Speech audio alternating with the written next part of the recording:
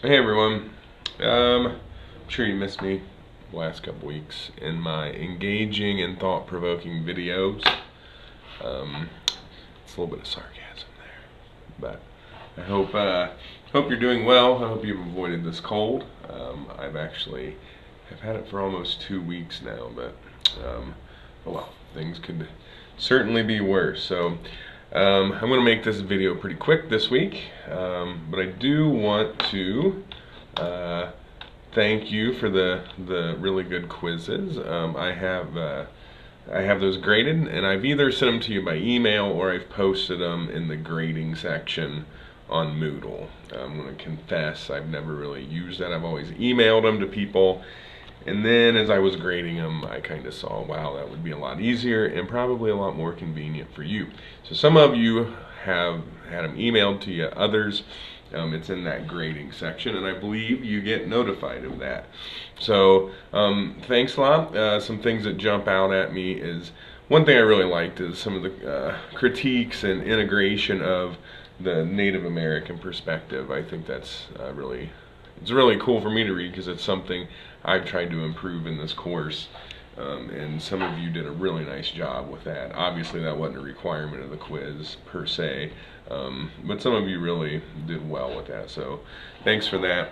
And it's always nice to hear the personal experiences with disability and special ed, so almost all of you did that, so thanks for sharing those insights, and good job overall. I feel good about my overall assessment of that portion of the course.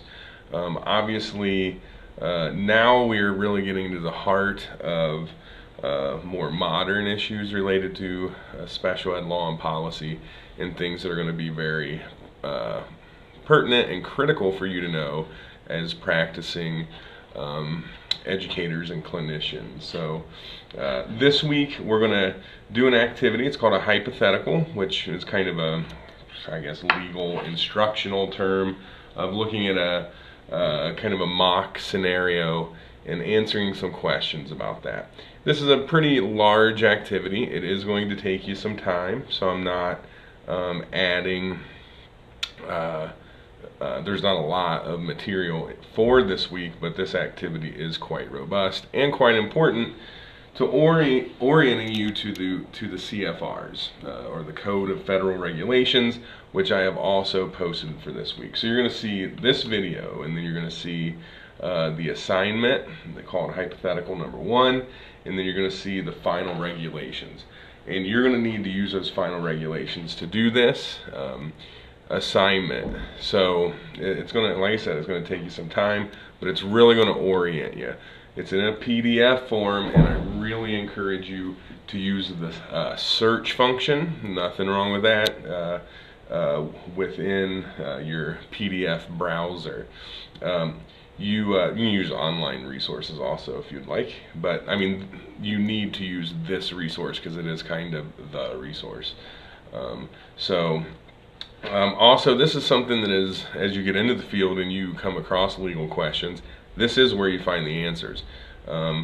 This is just where it's all spelled out. So this activity is meant to give you some exposure to that. But before you do the activity, you do have a couple chapters to read, chapters 1 and 4. 1 is going to be focused on our overall legal system, which will be insightful. Some of you may have already read that.